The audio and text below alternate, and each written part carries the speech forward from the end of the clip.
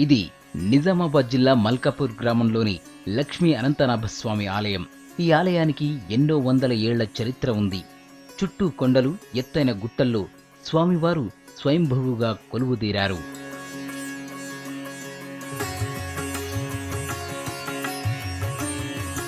కొండ గుహల్లో రాళ్ల మధ్యలో స్వామివారి ఉత్సవ విగ్రహాలు దర్శనమిస్తాయి. స్వయంభువుగా వెలిసిన స్వామివారిని దర్శించుకోవాలంటే మాత్రం ఉత్సవ విగ్రహాల ముందు నిలబడి పైకి చూడాలి.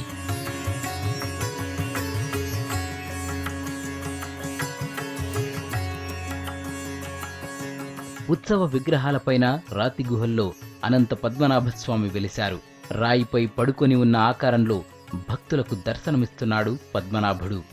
రాతిపై కొలువైన స్వామివారి దగ్గర